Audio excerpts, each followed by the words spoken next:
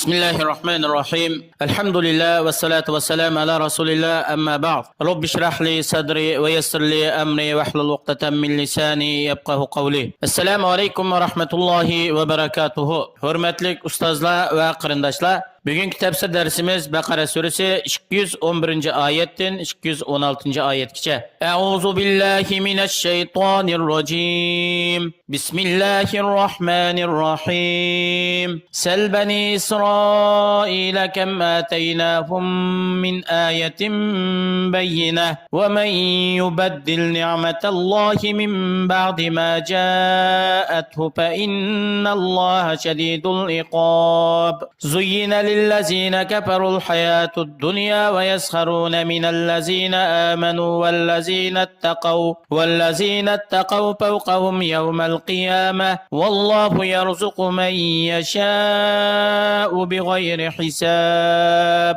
Yuqorida tilovat qilingan oyatlarning qisqacha tarjimasi: Ey Allohning payg'ambari, Bani Isroildan, ya'ni Isroil avlodlaridan ularni qayish tariqasida so'rab baqin.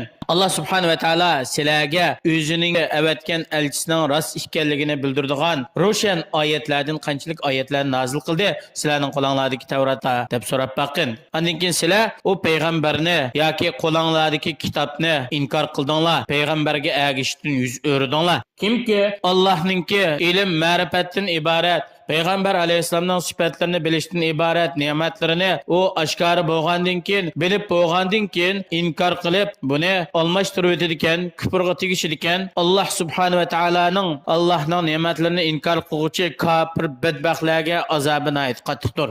Allah'a kafir bo'lgan badbaxtlarga dunyo hayoti va dunyodagi foydalanadigan narsalar, vaqtlik lazzatlar, nozik ne'matlar, ayshi ishratlar, dunyo turmushi ularga nihoyat chiroyli ko'rsatildi. Bular Allohga va oxirat kuniga haqiqiy iymon etgan mu'minlarni masxar qiladi, zangli qiladi.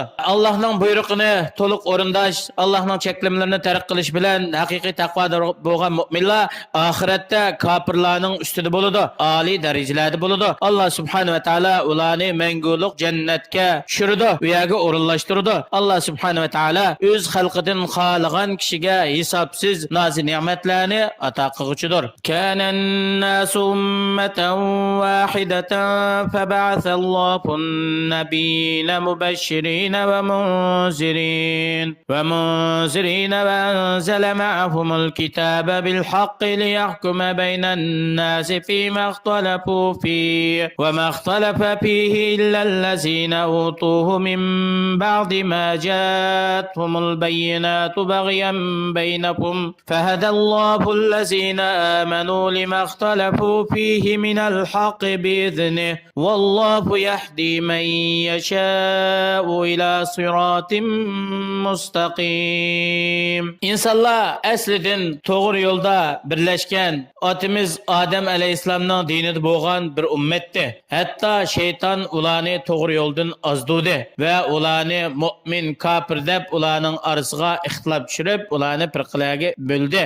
Shuning uchun Alloh subhanahu va taolo payg'ambar elchilarni avatdi. Alloh tarafdan avatilgan payg'ambar va elchilar Allohga iymon etgan, Allohga toat ibodat qilgan mu'minlarga Alloh subhanahu va taolo ularga tayyorlagan Allohning rahmati, ne'matlari bilan xush xabar berdi va Allohning ne'matlarini inkor qilgan, Allohga tangan, Allohga osiylik qilgan kofirlarni Alloh subhanahu va taolo ularga tayyorlagan qattiq azob bilan ogohlantirdi. Alloh subhanahu va taolo avatgan payg'ambar elchilar bilan birga haqiqiy shak shubisiz bo'lgan haqiqatni o'z ichiga olgan haq kitoblarni birga nozil qildi. Ya'ni kishilar ixtilof qilgan narsada hukm qilish uchun. Bular, ya'ni yahudiylar, ularga Alloh tarafdan Tavrat nozil qilinib, Tavratda payg'ambar alayhissalomning haqiqiy payg'ambarligi, oxir zamonda avatilganligi, buning sifatlari, tug'ilgan va payg'ambar bo'lib o'tirg'i chiqqan yurtlari hammasi ochiq bayon qilingandan keyin ixtilof qilish loyiq bo'lmaydigan bir ishda yahudiylar haqiqiy hujjat, dalil, isbotlarni bilib bo'lgandan keyin ixtilof qilishdi. Alloh subhanahu va taolo mu'minlarni o'zining irodasi, xohishi, o'zining izni bilan ozg'unlikdan hidoyatni bilishga muvaffaq qildi. Alloh Allah subhanahu wa ta'ala öz bendelerinden xalagan kişini haqiqiy ravlus yo'lga hidoyat qiladi. U yo'l bo'lsa iymon, e'tiqod yo'lidir. Ey mu'minlar, sizlarga ilgir o'tgan ummatlarga yetgan sinoq, musibatlar, imtihonlar, shunaga o'xshash bir balo musibatlar yetmay turib, putullam jannatga kiramiz deb o'ylab qoldinglarmi?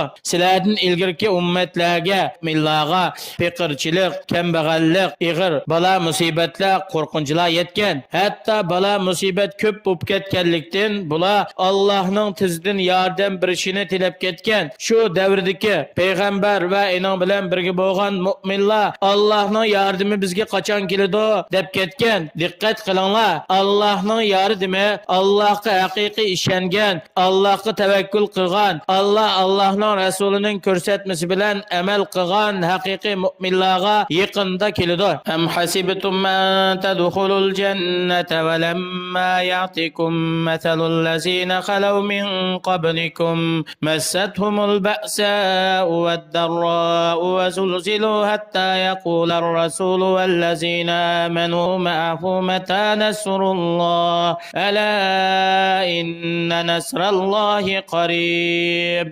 Bu oyatning tarjimasini yuqorida so'zlab o'tdik. Yasalunaka madha yunfiqun qul ma anfaqtum min khayrin falil walidayni wal aqrabin wal yatama wal masakin wa ibnis sabil wa ma taf'alu min khayrin fa innallaha bihi alim. Ey payg'ambar, sizlardan sizning ashablari, hamralari, sahabalar so'raydi. Ularning qo'llaridagi turli mallardan biz Allohning yo'lida nimani Alloh yo'lida sarf qilsak, Alloh yo'lida chiqim qilsak bo'ladi va buni qaysi ishlarga sarf qilamiz deb sizdan so'raydi.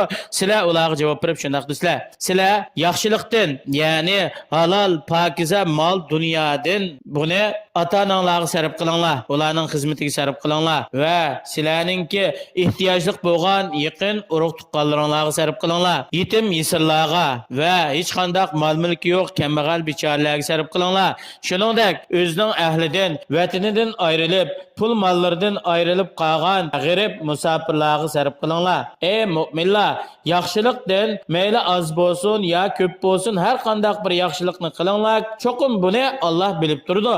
Allohga sizlar qilgan yaxshilikdan hech qanday bir narsa maxfiy qolmaydi. Alloh subhanahu va taolo sizlarni qilgan shu yaxshiliklar bo'yicha mukofotlaydi. Yuqorqi oyatlardan ilinadigan foydalar: birinchisi, Allohning ne'matiga shukr qilmaslik va Alloh bergan ne'matni Allohning toat ibodatlariga, to'g'ri yo'lga, haqiqatga sarf qilmaslikning o'zi ne'matning yo'q bo'lishi va ne'mat egasining balo musibatga uchrashiga sabab bo'ladi. Ikkinchi foyda, Alloh subhanahu va taolo aslida butun insonlarni iymon, tavhiddan iborat bo'lgan to'g'ri ong, to'g'ri fitrat va to'g'ri bir aqidaning ustiga yaratgan. Shayton va uning ergashuvchilari insi jindan bo'lgan. Bular insonlarni mushu to'g'ri ong, to'g'ri fitratdan shirkka o'rbatgan.